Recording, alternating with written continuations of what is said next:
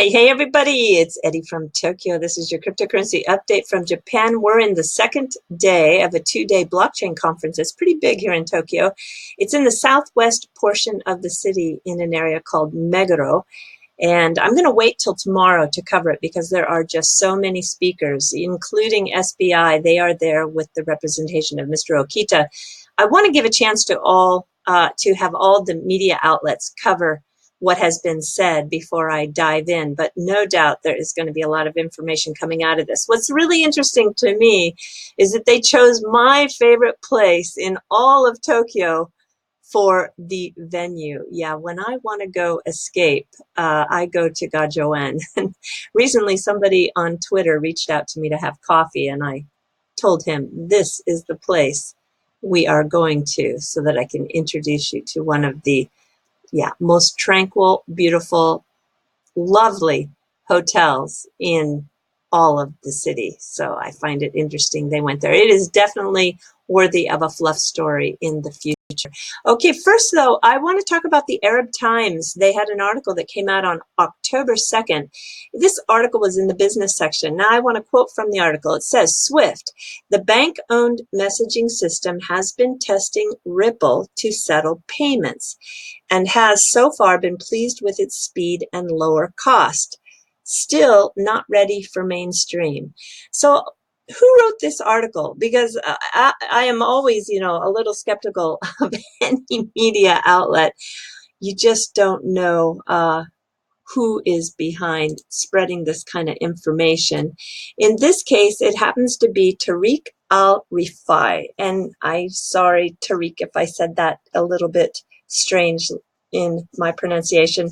But I think that you're credible because you are the CEO at Quorum Center for Strategic Studies, a think tank in the UK. And you also worked for the Kuwait Finance House, which is a Ripple partner, as the head of research. So, yeah, and I see that you also set up the Dow Jones indexes in Dubai as the director in 2012. So I think your information is credible. It's very interesting. Thanks for writing about that. And many people have been commenting and emailing me in regards to ODL, this on-demand liquidity term that Ripple is now using.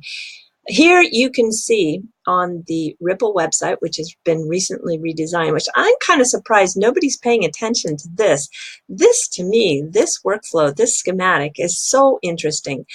This is showing some corridors that I would imagine are live with XRP. Some have been officially announced, like, of course, the Mexican peso and the Philippine peso, but here is the Thai baht. I'm telling you that Siam Commercial Bank is going to make an announcement. I have never, ever doubted that. And now that I see the Thai baht on here, I am even more convinced. Here we have the Japanese yen corridor. Of course, we don't have to look far as to who that is. You have also the euro. I'm guessing this is probably the Bank of England. And then, of course, with the US dollar. So what is this ODL? Well, it's a better term for what Ripple technology can offer. We all know that Xcurrent can access XRP with the new version, so it makes sense to ditch that old term XRapid because everything now can be XRapid. That is really the explanation in a nutshell, in my humble opinion. Wow, okay, Pomp. All right, you're doing it. I'm so surprised, actually, that you were able to rope Mr. Garlinghouse in. Yeah, I do think 90 minutes is quite amazing. So you have the biggest impact, I do believe, in changing the narrative among the BTC maxis. Please do a careful job, and I want to say thank you to you. I will now take you to some footage that has been released. Remember, a couple of days ago, I said that we would probably never know the reason behind the 40% drop in hash rate for BTC. Well, I was pretty sure it was connected to Chinese mining. I did not think it was because of BACT or because of the quantum computing advancement by Google.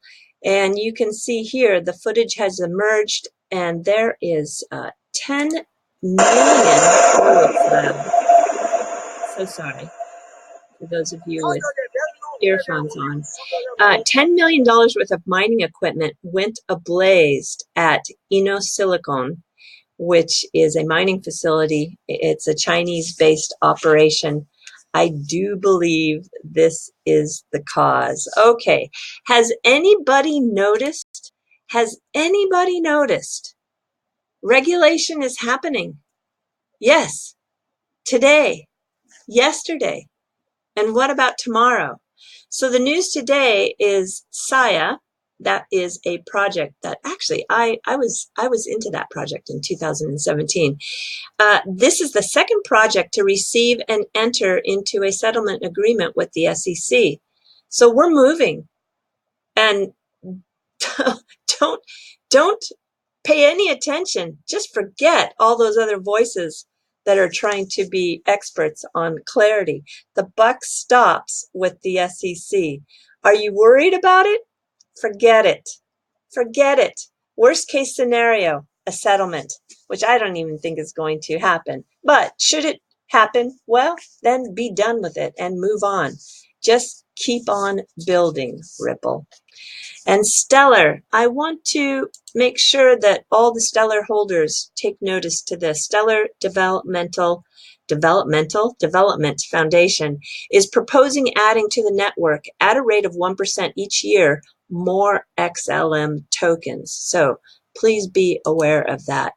And CoinDesk is coming to Tokyo for a kind of meetup event.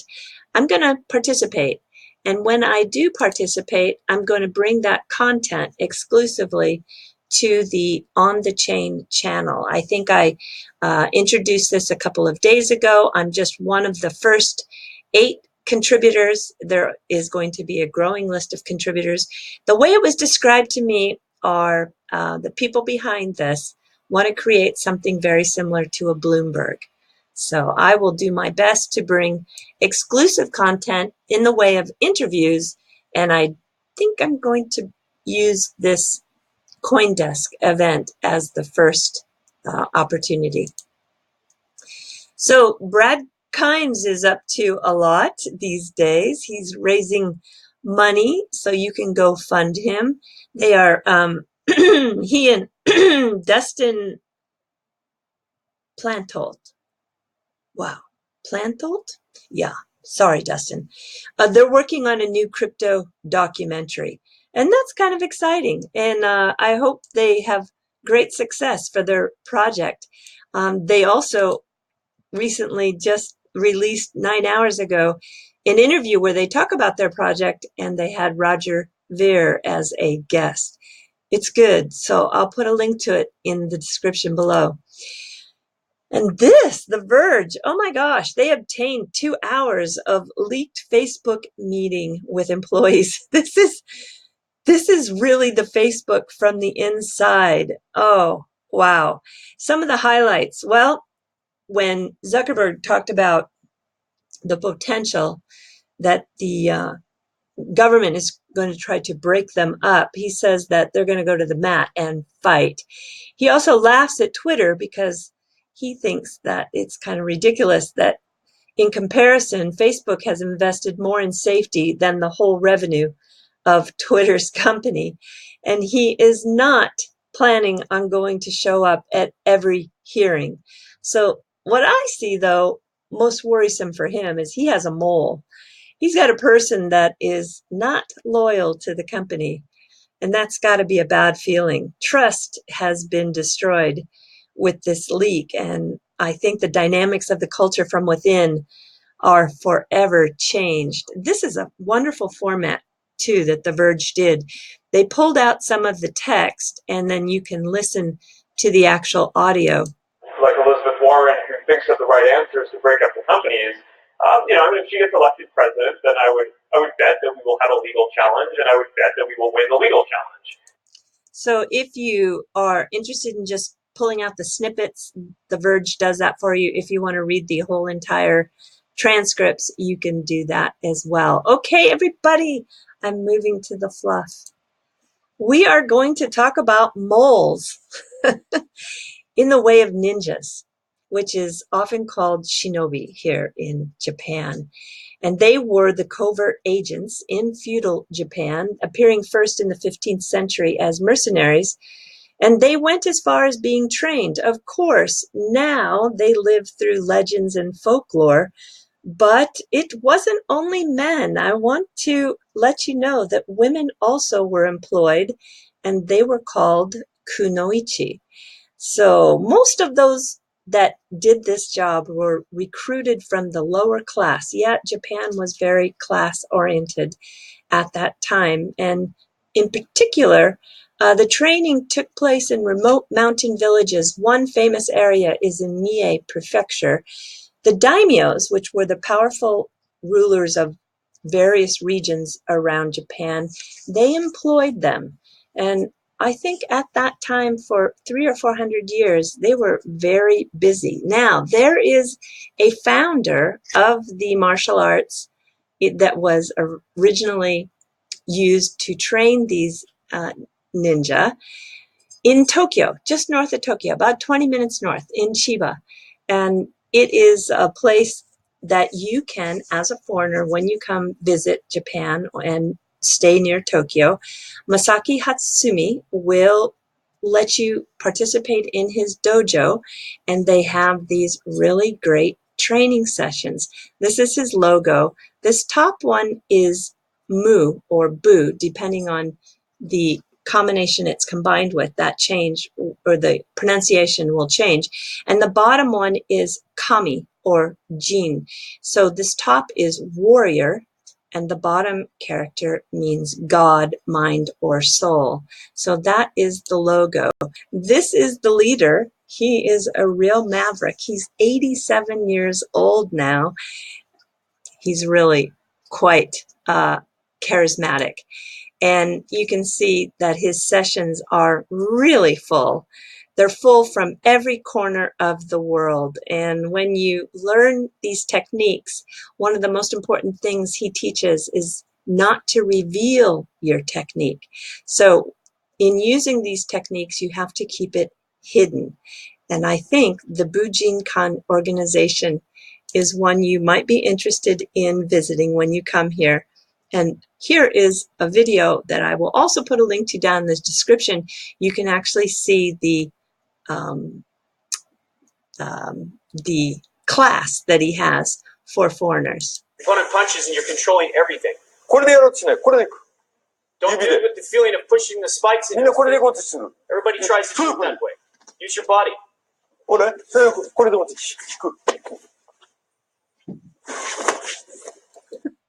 87.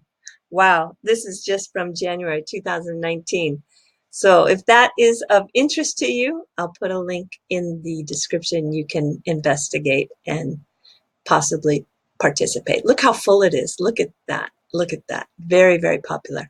Okay, everybody. Yes, do take care. Sayonara for now. Bye-bye.